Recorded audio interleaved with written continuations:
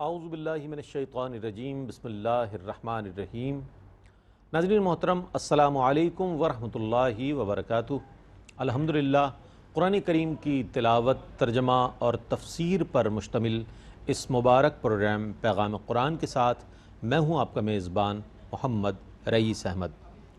الحمدللہ آج 23واں پارہ جو ہے ہم نصف سے آگے پڑھیں گے اور تلاوت ہوگی، ترجمہ اور تفسیر پیش کی جائے گی۔ تلاوت کلام الرحمن کے لیے ہمارے درمیان موجود ہیں ملک ممتاز و معروف قاری جناب قاری نعمان نعیمی۔ السلام علیکم ورحمۃ اللہ وبرکاتہ۔ وعلیکم السلام ورحمۃ اللہ وبرکاتہ۔ ناظرین گرامی، ان آیات بینات کی تفسیر کے لیے ہمارے درمیان موجود ہیں استاذ العلماء حضرت علامہ مفتی محمد اسماعیل نورانی صاحب۔ السلام علیکم ورحمۃ اللہ وبرکاتہ۔ وعلیکم السلام ورحمۃ اللہ وبرکاتہ۔ آئیے قرآن کریم کی آیات بینات کی تلاوت اور ترجمے سے اپنے قلوب و اذہان کو منور اور معطر کرتے ہیں۔ بسم اللہ۔ اعوذ باللہ من الشیطان الرجیم، بسم اللہ الرحمن الرحیم۔ وَإِنَّ يُونُسَ لَمِنَ الْمُرْسَلِينَ إِذْ أَبَقَ إِلَى الْفُلْكِ الْمَشْحُونِ فَسَاهَمَ فَكَانَ مِنَ الْمُدْحَضِينَ۔ میں اللہ کی پناہ میں آتا ہوں شیطان مردود سے۔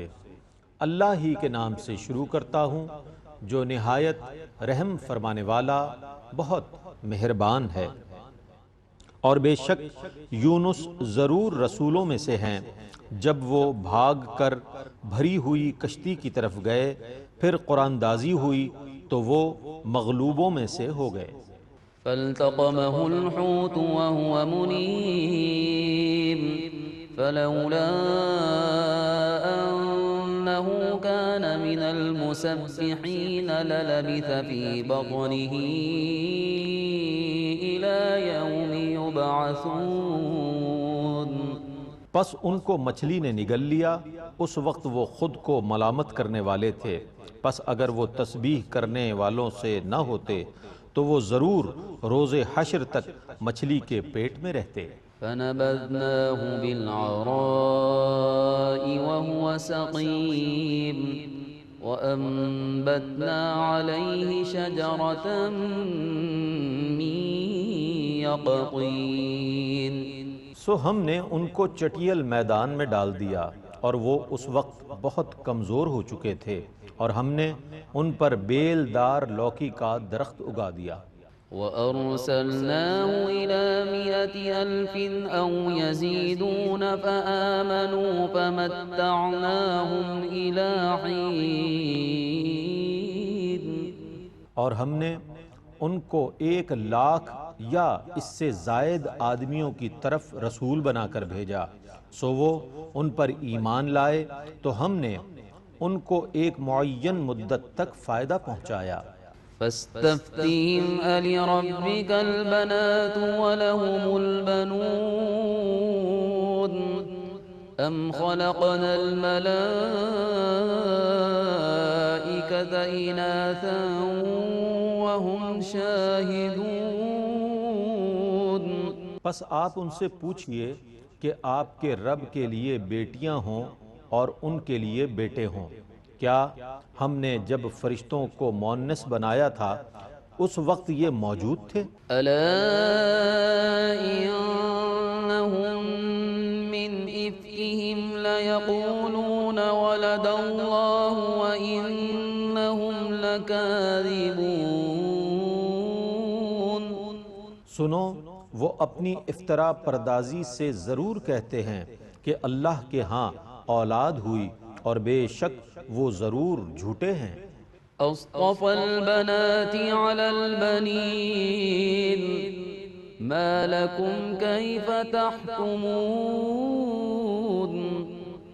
کیا اس نے بیٹوں کی بنسبت بیٹیوں کو اختیار کیا؟ تم کو کیا ہو گیا؟ تم کیسی خبر دے رہے ہو؟ أفلا تذكرون أم لكم سلطان مبين فأتوا بكتابكم إن كنتم صادقين۔ الصادقين کیا تم سمجھتے نہیں ہو یا تمہارے پاس اس کی کوئی واضح دلیل ہے تو تم اپنی کتاب لے آؤ اگر تم سچے ہو۔ وجعلوا بينه وبين الجنة نسبا ولقد علمت الجنة إنهم لمحضرون سبحان الله عما يصفون۔ اور ان لوگوں نے اللہ اور جنات کے درمیان نسبی قرابت داری بنا دی، حالانکہ جنات کو علم ہے کہ وہ ضرور عذاب پر پیش کیے جائیں گے۔ اللہ ان تمام عیوب سے پاک ہے جو یہ بیان کرتے رہے ہیں۔ إلا عباد الله المخلصين فإنكم وما تعبدون ما أنتم عليه بفاتنين إلا من هو صال الجحيم۔ ماں سوا اللہ کے مخلص بندوں کے ان کو عذاب نہیں ہوگا، سو بے شک تم اور جن کی تم عبادت کرتے ہو تم اللہ کی مشیت کے خلاف زبردستی کسی کو گمراہ نہیں کر سکتے سوا اس کے جو اپنے کفر کے سبب خود ہی دوزخ میں جا گرنے والا ہے۔ وما منا إلا له مقام معلوم وإنا لنحن الصافون وإنا لنحن المسبحون۔ فرشتوں نے کہا اور ہم میں سے ہر ایک کا مقام مقرر ہے، اور بے شک ہم صف بستہ ہیں اور بلا شبہ ہم ضرور تسبیح کرنے والے ہیں۔ وَإِن كَانُوا لَيَقُولُونَ لَوْ أَنَّ عِندَنَا ذِكْرًا مِّنَ الْأَوَّلِينَ لَكُنَّا عِبَادَ اللَّهِ الْمُخْلَصِينَ۔ اور بے شک وہ لوگ مشرکین کہا کرتے تھے اگر ہمارے پاس پہلوں کی کوئی نصیحت ہوتی تو ہم ضرور اخلاص سے اللہ کی عبادت کرنے والے ہوتے۔ فَكَفَرُوا بِهِ فَسَوْفَ يَعْلَمُونَ وَلَقَدْ سَبَقَتْ كَلِمَتُنَا لِعِبَادِنَا الْمُرْسَلِينَ إِنَّهُمْ لَهُمُ الْمَنصُورُونَ۔ پس انہوں نے اللہ کا کفر کیا سو وہ عنقریب جان لیں گے، اور بے شک ہم پہلے ہی اپنے ان بندوں سے بات کر چکے ہیں جو رسول ہیں کہ بے شک انہی کی مدد کی جائے گی۔ وَإِنَّ جُندَنَا لَهُمُ الْغَالِبُونَ فَتَوَلَّ عَنْهُمْ حَتَّى حِينٍ وَأَبْصِرْهُمْ فَسَوْفَ يُبْصِرُونَ۔ اور بے شک ہمارا ہی لشکر ضرور غالب ہوگا، سو آپ ایک معین مدت تک ان سے اعراض کرتے رہیے اور ان کو دیکھتے رہیے، اور وہ بھی عنقریب دیکھ لیں گے۔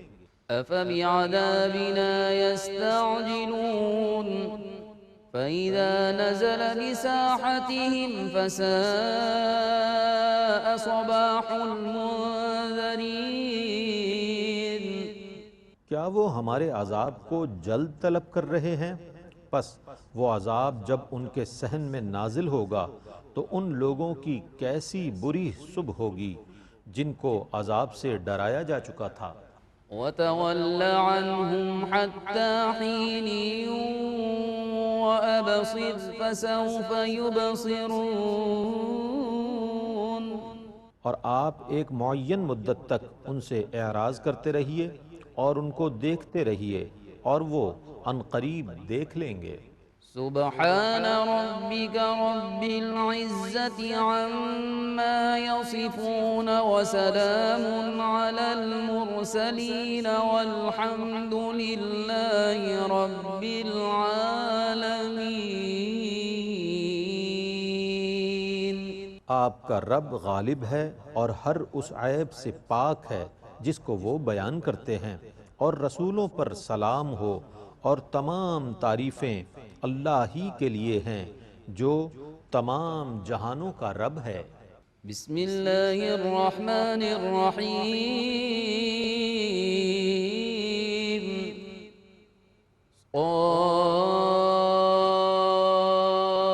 صاد والقرآن ذی الذکر بل الذین کفروا فی عزت وشقاق۔ اللہ ہی کے نام سے شروع کرتا ہوں جو نہایت رحم فرمانے والا بہت مہربان ہے۔ صاد، اس نصیحت والے قرآن کی قسم، بلکہ جن لوگوں نے کفر کیا وہ تکبر اور مخالفت میں پڑے ہوئے ہیں۔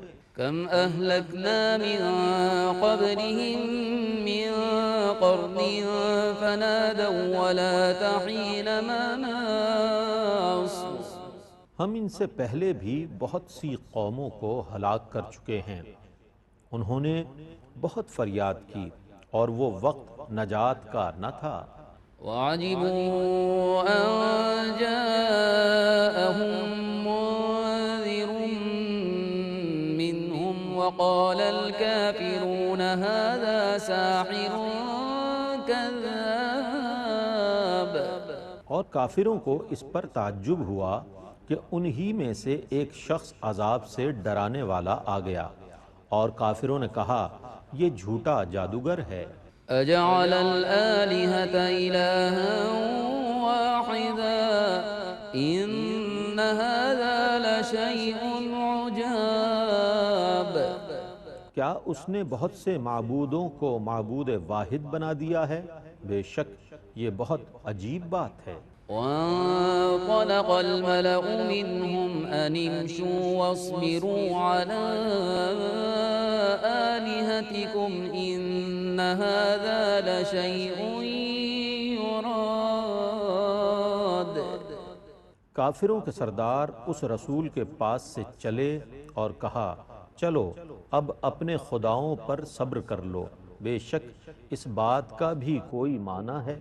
ما سمعنا بهذا في الملة الآخرة إن هذا إلا اختلاق۔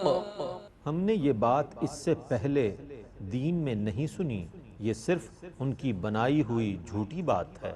أأنزل عليه الذكر من بيننا بل هم في شك من ذكري بل لما يذوقوا عذاب۔ کیا ہم میں سے صرف ان پر ہی نصیحت نازل کی گئی ہے؟ بلکہ یہ کفار میری نازل کی ہوئی وحی کے متعلق شک میں مبتلا ہیں، بلکہ ابھی تک انہوں نے میرا عذاب چکھا ہی نہیں ہے۔ ام عندهم خزائن رحمت ربك العزیز الوہاب۔ یا ان کے پاس آپ کے غالب اور فیاض رب کی رحمت کے خزانے ہیں۔ ام لهم ملک السماوات والارض وما بینہما فلیرتقوا فی الاسباب۔ یا آسمان اور زمین اور ان کے درمیان کی ہر چیز ان کی ملکیت میں ہے، تو ان کو چاہیے کہ رسیاں باندھ کر آسمان پر چڑھ جائیں۔ جند ما هنالك مهزوم من الاحزاب۔ یہ اسی جگہ کفار کا شکست خوردہ حقیر لشکر ہے۔ كذبت قبلهم قوم نوح وعاد وفرعون ذو الاوتاد۔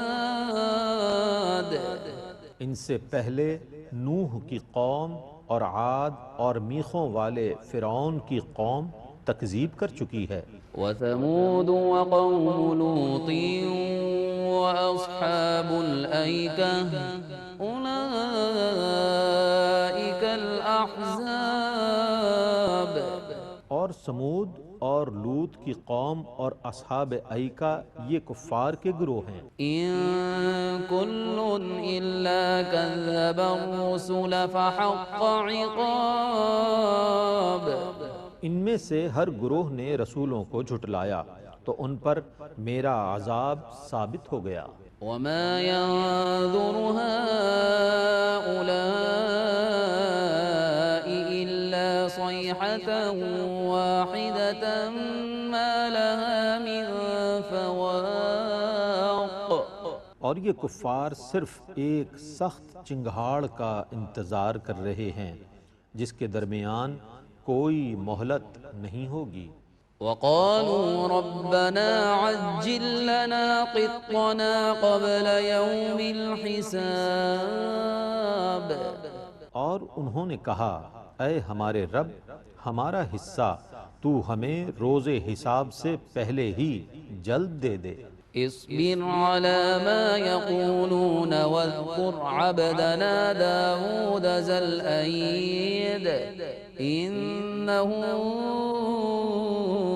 أواب آپ ان کی باتوں پر صبر کیجئے اور ہمارے طاقتور بندے داؤد کو یاد کیجئے، بے شک وہ بہت رجوع کرنے والے تھے۔ إنا سخرنا الجبال معه يسبحن بالعشي والإشراق ہم نے پہاڑوں کو ان کے تابع کر دیا تھا کہ وہ شام کو اور دن چڑھے ان کے ساتھ تسبیح پڑھیں۔ والطير محشورة كل له أواب اور جمع شدہ پرندے بھی سب ان کی طرف رجوع کرنے والے تھے۔ وشددنا ملكه وآتيناه الحكمة وفصل الخطاب اور ہم نے ان کی سلطنت کو مضبوط کر دیا اور ہم نے ان کو حکمت اور قول فیصل عطا فرمایا۔ وهل أتاك نبأ الخصم إذ تسوروا المحراب اور کیا آپ کے پاس جھگڑنے والوں کی خبر آئی جب وہ دیوار پھاند کر محراب میں آ گئے؟ إذ دخلوا على داود ففزع منهم قالوا لا تخف خصمان بغى بعضنا على بعض فاحكم بيننا بالحق ولا تشطط واهدنا إلى سواء الصراط جب وہ داؤد کے پاس پہنچے تو وہ ان سے گھبرا گئے۔ انہوں نے کہا آپ نہ گھبرائیں، ہم دو لڑنے والے فریق ہیں، ہم میں سے ایک نے دوسرے پر زیادتی کی ہے، آپ ہمارے درمیان حق کے ساتھ فیصلہ فرمائیں اور بے انصافی نہ کریں اور ہمیں سیدھی راہ بتائیں۔ إن هذا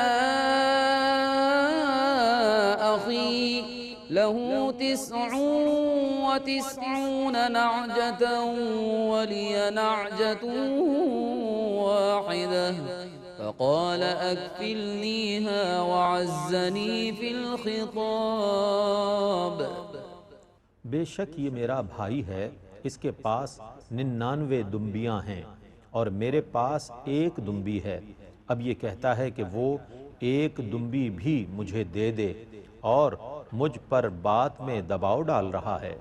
قال لقد ظلمك بسؤال نعجتك إلى نعاجه وإن كثيرا من الخلطاء ليبغي بعضهم على بعض إلا الذين آمنوا وعملوا الصالحات وقليل ما هم وظن داود أنما فتناه فاستغفر ربه وخر راكعا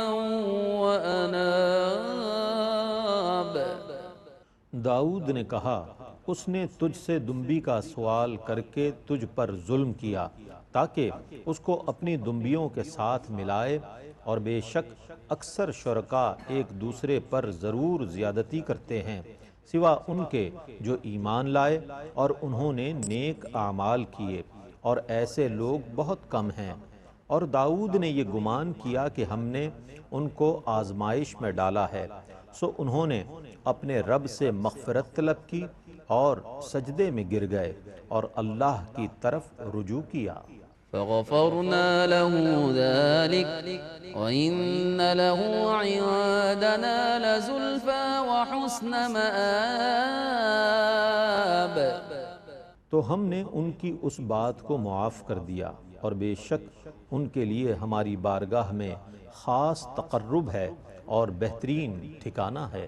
يا داود إنا جعلناك خليفة في الأرض فاحكم بين الناس بالحق ولا تتبع الهوى فيضلك عن سبيل الله إن الذين يضلون عن سبيل الله لهم عذاب شدید بما نسوا یوم الحساب۔ اے داؤد، بے شک ہم نے آپ کو زمین میں خلیفہ بنا دیا ہے، سو آپ لوگوں کے درمیان حق کے ساتھ فیصلہ کیجئے اور خواہش کی پیروی نہ کیجئے، ورنہ وہ پیروی آپ کو اللہ کی راہ سے بہکا دے گی۔ بے شک جو لوگ اللہ کی راہ سے بہک جاتے ہیں ان کے لیے سخت عذاب ہے، کیونکہ وہ روز حساب کو بھول جاتے ہیں۔ وما خلقنا السماء والأرض وما بينهما باطلا ذلك ظن الذين كفروا فويل للذين كفروا من النار۔ اور ہم نے آسمان اور زمین اور ان کے درمیان کی چیزوں کو بے فائدہ پیدا نہیں کیا، یہ تو کافروں کا گمان ہے، پس کافروں کے لیے آگ کا عذاب ہے۔ ام نجعل الذین آمنوا وعملوا الصالحات کالمفسدین فی الارض ام نجعل المتقین کالفجار۔ کیا ہم ایمان والوں کو جنہوں نے نیک اعمال کیے ہیں زمین میں فساد کرنے والوں کی مثل بنا دیں گے، یا ہم پرہیزگاروں کو بدکاروں کی مثل بنا دیں گے؟ کتاب انزلناہ الیک مبارک لیدبروا آیاتہ ولیتذکر اولو الالباب۔ یہ قرآن برکت والی کتاب ہے جس کو ہم نے آپ کی طرف نازل کیا ہے تاکہ یہ لوگ اس کی آیتوں میں غور و فکر کریں اور صاحبان عقل اس سے نصیحت حاصل کریں۔ وَوَهَبْنَا لِدَاوُودَ سُلَيْمَانَ نِعْمَ الْعَبْدِ إِنَّهُ أَوَّابٌ۔ اور ہم نے داؤد کو سلیمان نام کا بیٹا عطا فرمایا، وہ کیسا اچھا بندہ ہے، بے شک وہ بہت رجوع کرنے والا ہے۔ اذ عرض علیہ بالعشی الصافنات الجیاد۔ جب اس کے سامنے پچھلے پہر سدھے ہوئے تیز رفتار گھوڑے پیش کیے گئے۔ فقال انی احببت حب الخیر عن ذکر ربی حتی توارت بالحجاب۔ تو اس نے کہا، بے شک میں نے نیک مال کی محبت اپنے رب کے ذکر کی وجہ سے اختیار کی ہے، حتیٰ کہ جب وہ گھوڑے نگاہ سے اوجھل ہو گئے۔ ردوها علی فطفق مسحا بالسوق والاعناق۔ تو اس نے حکم دیا کہ ان گھوڑوں کو دوبارہ میرے سامنے لاؤ، پھر وہ ان کی پنڈلیوں اور گردنوں پر ہاتھ پھیرنے لگے۔ وَلَقَدْ فَتَنَّا سُلَيْمَانَ وَأَلْقَيْنَا عَلَى كُرْسِيِّهِ جَسَدًا ثُمَّ أَنَابَ۔ اور ہم نے سلیمان کو آزمائش میں مبتلا کیا اور ان کی کرسی پر ایک جسم ڈال دیا، پھر انہوں نے ہماری طرف رجوع کیا۔ قال رب اغفر لي وهب لي ملكا لا ينبغي لأحد من بعدي إنك أنت الوهاب۔ انہوں نے دعا کی، اے میرے رب مجھے بخش دے اور مجھے ایسی سلطنت عطا فرما جو میرے بعد کسی اور کے لائق نہ ہو، بے شک تو ہی بہت دینے والا ہے۔ فسخرنا له الريح تجري بأمره رخاء حيث أصاب۔ سو ہم نے ان کے لیے ہوا کو مسخر کر دیا، وہ جس جگہ کا ارادہ کرتے تھے وہ ان کے حکم کے مطابق نرمی سے چلتی تھی۔ والشياطين كل بناء وغواص وآخرين مقرنين في الأصفاد۔ اور قوی جنات کو بھی ان کے تابع کر دیا، ہر معمار اور غوطہ خور کو، اور دوسرے جنات کو بھی جو زنجیروں میں جکڑے ہوئے رہتے تھے۔ هذا عطاؤنا فامنن أو أمسك بغير حساب۔ یہ ہمارا عطیہ ہے، آپ جس کو چاہیں بطور احسان عطا کریں یا جس سے چاہیں روک لیں، آپ سے کوئی حساب نہیں ہوگا۔ وَإِنَّ لَهُ عِندَنَا لَزُلْفَىٰ وَحُسْنَ مَآبٍ۔ اور بے شک ان کے لیے ضرور ہمارا قرب ہے اور بہترین ٹھکانہ ہے۔ وَاذْكُرْ عَبْدَنَا أَيُّوبَ إِذْ نَادَىٰ رَبَّهُ أَنِّي مَسَّنِيَ الشَّيْطَانُ بِنُصْبٍ وَعَذَابٍ۔ اور ہمارے خاص بندے ایوب کو یاد کیجئے جب انہوں نے اپنے رب سے ندا کی کہ بے شک مجھے شیطان نے سخت اذیت اور درد پہنچایا ہے۔ اركض برجلك هذا مغتسل بارد وشراب۔ ہم نے انہیں حکم دیا اپنا پاؤں زمین پر مارو، یہ نہانے کا ٹھنڈا پانی ہے اور پینے کا۔ وَوَهَبْنَا لَهُ أَهْلَهُ وَمِثْلَهُم مَّعَهُمْ رَحْمَةً مِّنَّا وَذِكْرَىٰ لِأُولِي الْأَلْبَابِ۔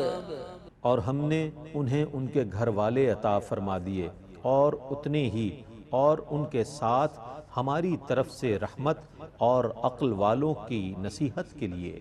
وَخُذْ بِيَدِكَ ضِغْثًا فَاضْرِب بِّهِ وَلَا تَحْنَثْ إِنَّا وَجَدْنَاهُ صَابِرًا نِّعْمَ الْعَبْدُ إِنَّهُ أَوَّابٌ۔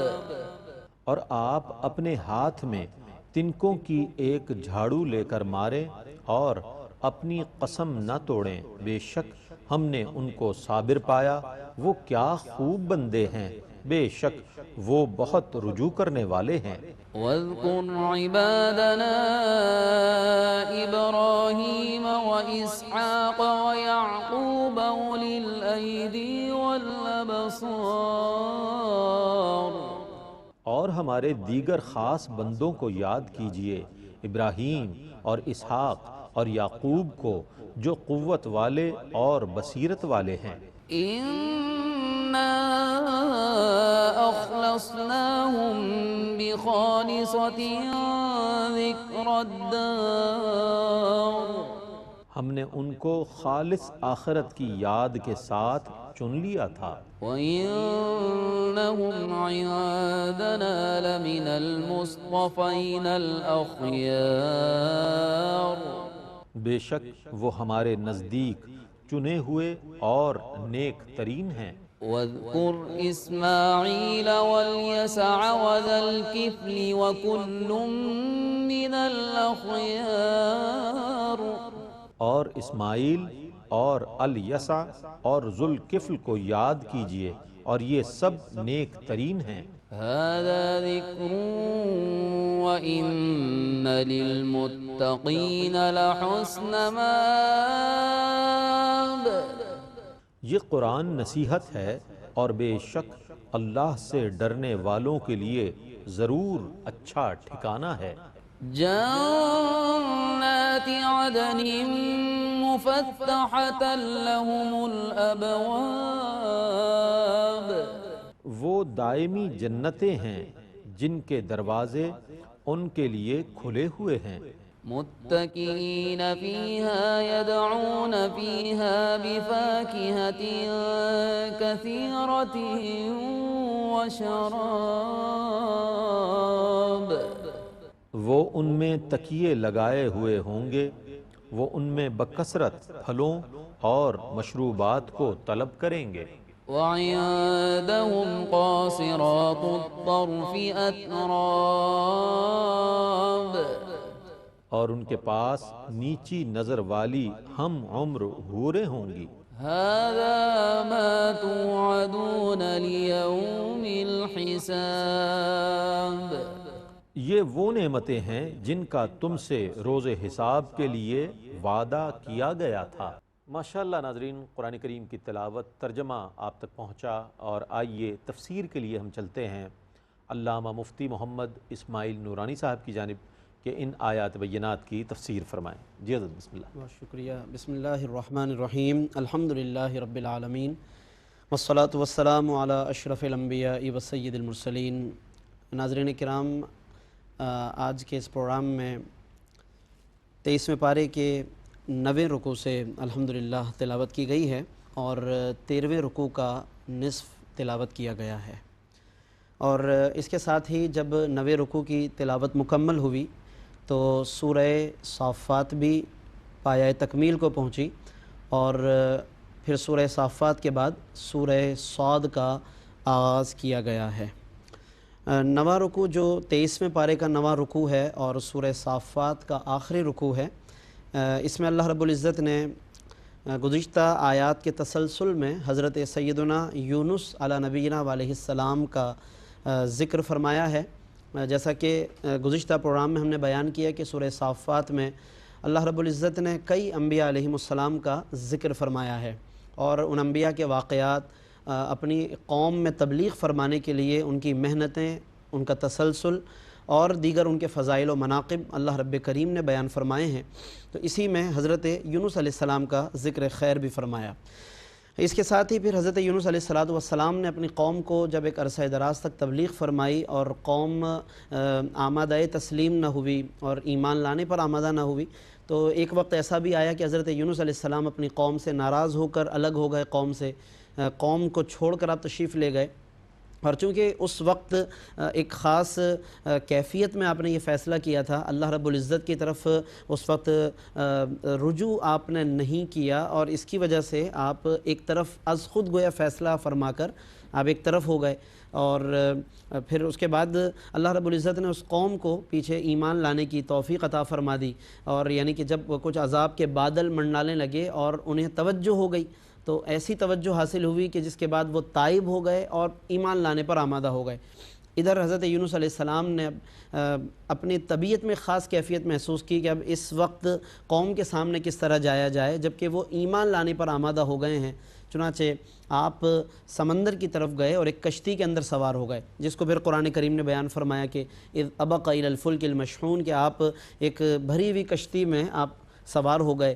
فساہم فکان من المدحضین، اور جب وہاں پر کشتی میں کافی سارا وزن محسوس ہونے لگا تو پھر یہ طے پایا، اہل کشتی نے فیصلہ کیا کہ ایک آدمی کو سمندر میں اتار دیا جائے۔ حضرت یونس علیہ السلام سمجھ گئے کہ یہ ہو نہ ہو، یہ اس وقت جو کشتی میں لوگوں کو وزن محسوس ہو رہا ہے یہ میری وجہ سے ہے۔ چنانچہ قرآن اندازی کی گئی کہ کس کا نام آتا ہے اور اس کو سمندر میں ڈال دیا جائے۔ 1 مرتبہ، 2 مرتبہ، 3 مرتبہ حضرت یونس علیہ السلام کا نام آیا۔ چنانچہ آپ از خود اس بات کو سمجھ گئے کہ یہ میری وجہ سے ہے، چنانچہ آپ اسی وقت سمندر کے پانی میں چلے گئے، اور قدرتی طور پر اللہ رب العزت کی جانب سے ایک انتظام تھا کہ ایک مچھلی جو منہ کھولے ہوئے تھی، آپ اس کے پیٹ میں تشریف لے گئے۔ پھر اس کو قرآن مجید نے بیان کیا فَالْتَقَمَهُ الْحُوتُ کہ ایک مچھلی نے آپ کو نگل لیا، اور وَهُوَ مُلِيمٌ اور حضرت یونس اپنے آپ پر ملامت کر رہے تھے۔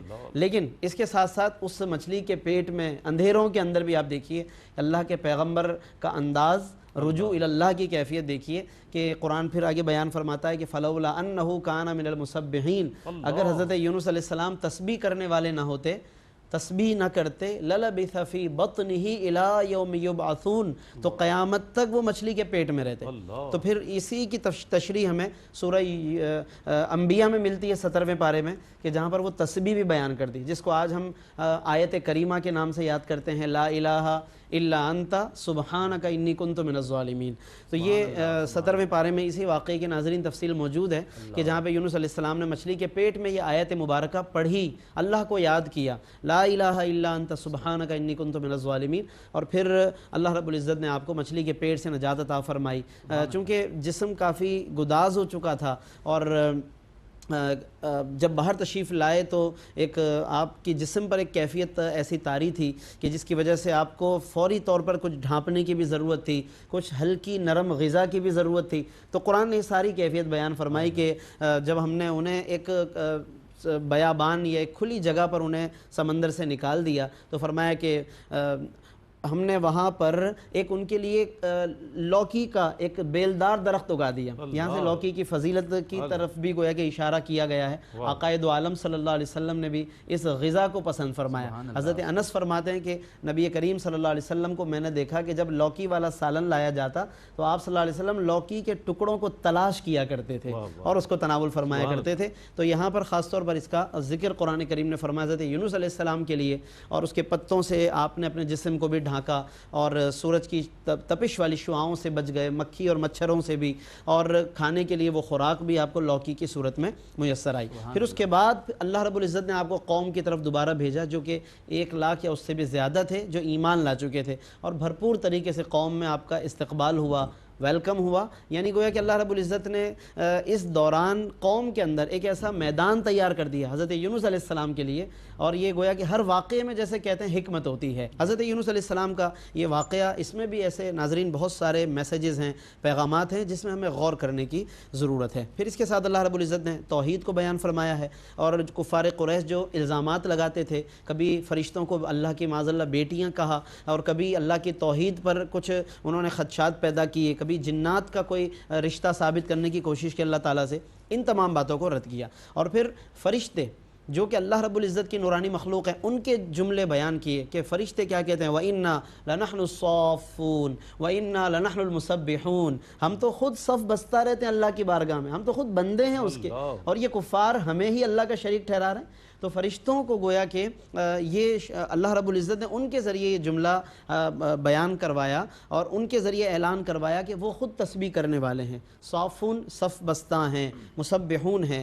تو اس کا مطلب ہے کہ ہم بندوں کو کہ جنہیں اللہ نے شعور عطا فرمایا، ادراک عطا فرمایا، تو ہمیں تو اور زیادہ اللہ رب العزت کی تسبیح اور تحلیل کرنی چاہیے۔ پھر اس کے ساتھ ہی جب ہم سورہ صافات کے اختتام پہ جاتے ہیں تو ناظرین 3 بڑی مشہور آیتیں جو اکثر و بیشتر ہم دعاؤں میں سنتے ہیں اختتام پر، سبحان ربک رب العزت عما یصفون وسلام علی المرسلین والحمد للہ رب العالمین، ان میں اللہ رب العزت نے اپنی تسبیح بیان کی، حمد بیان کی، نبیوں پہ سلام کو بیان کیا ہے۔ یہ اس کا مطلب یہ ہے ناظرین کہ اختتام پر، شروع میں بھی لیکن اختتام پر بھی ہمیں حمد و ثنا اللہ رب العزت کی بارگاہ میں اور انبیاء علیہ السلام کی بارگاہ میں، آقائے دو عالم صلی اللہ علیہ وسلم کی بارگاہ میں درود و سلام کے نذرانوں کو پیش کرنا چاہیے کہ یہ خود رب کی سنت ہے۔ کل کی گفتگو میں ہم نے بیان کیا تھا کہ سلام علی نوح فی العالمین، نوح پر سلام ہو، مختلف نبیوں پر اللہ نے سلام بھیجا، تو امتی کو تو اور سلام بھیجنا چاہیے، کیا بات ہے، امت کو تو اور زیادہ اہتمام کے ساتھ صلاۃ و سلام اور سلام کے نذرانے پیش کرنے چاہیے۔ ان تین آیتوں کی ایک فضیلت علماء نے بیان فرمائی، من قال دبر کل صلاۃ، جس نے ہر نماز کے بعد یہ تین آیتیں پڑھی، سبحان ربک رب العزت، یہ تینوں آیتیں ثلاث مرات، تین مرتبہ، فرمایا کہ فقد اکتال بالمکیال الاوفی من الاجر، تو اس نے اجر و ثواب کا ایک بہت بڑا پیمانہ اپنے لیے ذخیرہ کر لیا ہے، تو اس کا پھر قیامت کے دن انشاءاللہ اسے نفع عطا کیا جائے گا۔ تو اس کے ساتھ ہی پھر سورہ صافات کا اختتام ہوا، پھر سورہ صاد کا آغاز ہوا۔ مکی صورت ہے، 88 آیتیں اور 5 رکوعات ہیں۔ اس میں آج 10ویں، 11ویں اور 12ویں رکوع کی اور 13ویں، یعنی کہ سورہ صاد کے تقریباً 3.5 رکوع کی آج تلاوت کی گئی ہے۔ اس میں اللہ رب العزت نے صاد کے لفظ سے اس کا آغاز کیا، جو حروف مقطعات میں سے ہے، یعنی وہ حروف کے جن کے معنی ہمیں ظاہراً نہیں معلوم، مفسرین نے کچھ تاویلیں، احتمالات بیان کیے، قطعی علم ظاہر نہیں کیا گیا سوائے اس کے کہ آقا دو جہاں صلی اللہ علیہ وسلم کو اللہ رب العزت نے بیان کیا، کیونکہ جس پر نازل کیا ہے تو پھر نازل کرنے والا جانتا ہے ان حروف کے کیا معنی، یا جس پر نازل فرمایا وہ جانتے ہیں، یہ راز ہیں، اللہ اور رسول کے درمیان اسرار و رموز ہیں۔ پھر قرآن کی قسم ارشاد فرمائی گئی ہے، اور اس کے ساتھ ہی پھر آگے دیگر آیات میں اللہ رب العزت نے کفار کو توحید و رسالت پر ایمان لانے کی دعوت بیان فرمائی۔ حضرت عمر فاروق رضی اللہ عنہ جب اسلام لائے تو اس کے بعد کفار میں کافی کھلبلی مچی، اور وہ جمع ہوئے، 25 افراد کو، بڑے بڑے سرداروں کو جمع کیا ابو طالب کے پاس، اور کہا کہ اب ہم انہیں کہتے ہیں کہ بھتیجے کو روکیں، کیونکہ اب ان کا معاملہ بڑھتا جا رہا ہے۔ عمر فاروق جیسا شخص اسلام لے آیا ہے، یہاں پر حضور علیہ السلام بھی تشریف لائے، اور حضور علیہ السلام نے فرمایا میں ان کے سامنے، ان تمام سرداروں کے سامنے ایک بات رکھتا ہوں، اگر یہ آج مان لیں سارے عرب ان کے تابع ہو جائیں گے۔ تو ابو جہل کو لگا کہ شاید کوئی نئی بات کریں گے، تو کہا کہ کون سی بات ہے، اگر ایسی کوئی بات ہے تو ہم تو 10 باتیں ماننے کو تیار۔ حضور علیہ السلام نے وہی بات جو اللہ نے آپ کو شروع سے کہہ کر بھیجا ہے، وہی بات بیان کی کہ تم ایک خدا وحدہ لا شریک پر ایمان لاؤ۔ یہاں پر یہ سب بپھر گئے، غصے میں آ گئے، اور وہاں سے یہ سب کے سب چلے گئے، یہ کہتے ہوئے گئے کہ اجعل الآلہۃ الہ واحدہ، کیا انہوں نے ایک ہی خدا کو ساری خدائی دی ہوئی ہے، اور اتنے سارے جو ہم بت مانتے ہیں تو ان کا کوئی فائدہ نہیں ہے۔ تو یہ ان کی سوچ تھی کہ اتنی بڑی کائنات ہو تو ایک خدا کیسے چلا سکتا ہے، اور ایمان اور اسلام یہی ہے کہ توحید اللہ وحدہ لا شریک کی وحدانیت کا نام ہے، ایک ہی خدا، اور وہی ایک ہی کافی ہے تمام امور کے لیے۔ تو اس طرح سے تمام وحدانیت کے امور اور دلائل کو بھی اللہ رب العزت نے اس میں بیان فرمایا۔ پھر انہی کفار کو تنبیہ کرنے کے لیے مختلف اقوام کا ذکر کیا، کذبت قبلہم قوم نوح وعاد وفرعون، دیگر اقوام کا بھی ذکر فرمایا، کہ تاکہ یہ انہیں معلوم ہو کہ ان پچھلی اقوام کا دیکھو کیا انجام ہوا، تو انہیں بھی کفار قریش کو اور جو بھی منکرین ہیں ان سب کو اس حوالے سے ضرور سوچنا چاہیے۔ پھر اس کے بعد 11ویں رکوع میں اللہ رب العزت نے بعض انبیاء علیہ السلام کا ذکر فرمایا ہے 11ویں اور 12ویں رکوع میں، خصوصاً حضرت داؤد اور حضرت سلیمان علیہ السلام اور حضرت ایوب علیہ السلام۔ آج کی جو تلاوت ناظرین، ان میں 3 انبیاء علیہ السلام کا بطور خاص ذکر ہے۔ حضرت داؤد علیہ السلام کو اللہ رب العزت نے اپنا عبد قرار دیا، وَاذْكُرْ عَبْدَنَا، ہمارے بندے داؤد کو یاد کرو، ذل عید، جو بڑی قوت والے ہیں۔ اور پھر اللہ رب العزت نے ان کی جو قوتیں ہیں وہ بھی بیان کی، ان کے جو معجزات ہیں وہ بھی بیان کیے۔ ہم نے ان کے لیے پہاڑوں کو مسخر کر دیا، ان کے لیے پرندوں کو مسخر کر دیا، جب وہ کچھ پڑھتے تھے پہاڑ گونج اٹھتے تھے، پرندے بھی اس گنگنانے میں شامل ہو جاتے تھے، اور پھر انہیں دانائی بھی عطا کی، فصل خطاب یعنی فیصلہ کرنے کی بہترین قوت بھی ہم نے عطا فرمائی۔ یہ حضرت داؤد علیہ السلام کے واقعات کی طرف اشارہ فرمایا۔ پھر ظاہر ہے کہ جس مقام نبوت پر وہ فائز ہیں، اس میں اللہ رب العزت ان کے ساتھ پھر اس انداز سے معاملہ فرماتا ہے کہ اگر کبھی کہیں دل کے اندر کوئی ایسا خیال بھی اگر وہ کسی چیز کا فرمائیں کہ جو ان کے اس مقام اور اس منصب عالی، یعنی انتہائی بلند و بالا اس منصب کے اعتبار سے، اللہ رب العزت کے اعتبار سے اور اللہ رب العزت کے نزدیک اگر وہ اس کے نزدیک بہتر نہ ہو، تو رب اپنے انداز سے ان کے ساتھ خطاب فرماتا ہے، ان کے ساتھ کلام فرماتا ہے، جس پر ہمیں تبصرے کی کوئی اجازت نہیں ہے۔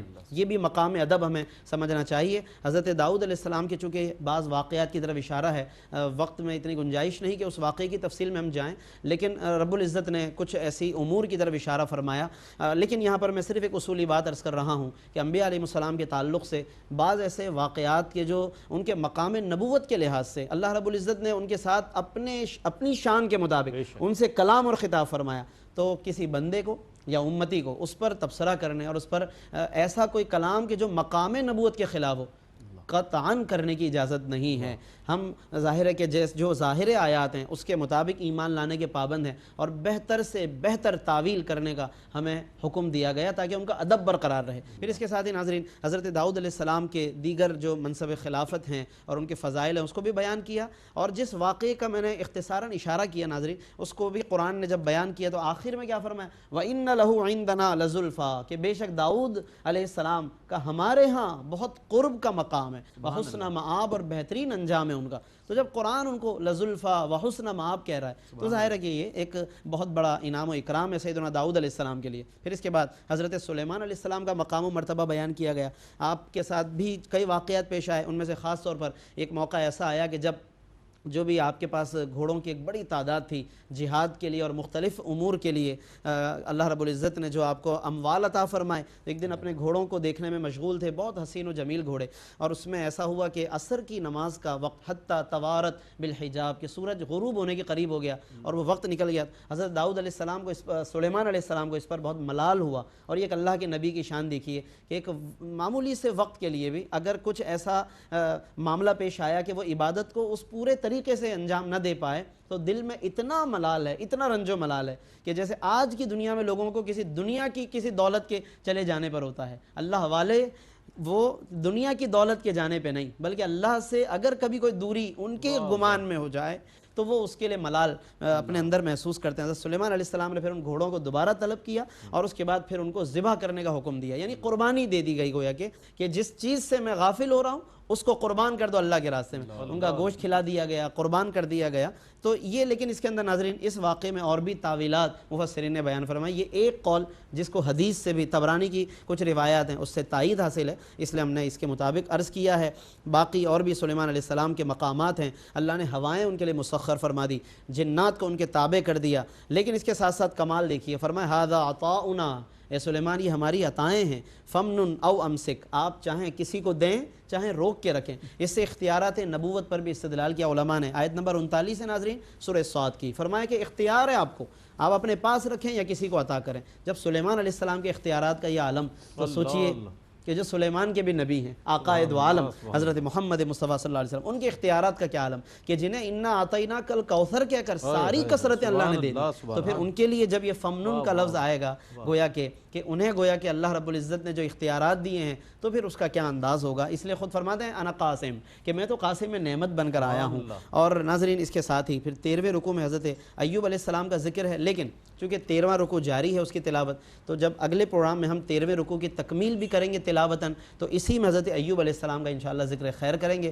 سورہ صاد کی تکمیل ہوگی کل کے تلاوت میں، اور سورۃ الزمر کا بھی انشاءاللہ آغاز ہوگا۔ اللہ رب العزت سے دعا ہے کہ وہ ہمیں قرآن کی ان بابرکت آیات سے، آیات بینات سے فیضیاب ہونے، انبیاء علیہ السلام کے واقعات میں غور کرنے اور اس کی برکتوں کو سمیٹنے کی اور عمل کی توفیق عطا فرمائے۔ وآخر دعوانا ان الحمدللہ رب العالمین۔ ماشاءاللہ، جزاکم اللہ خیر۔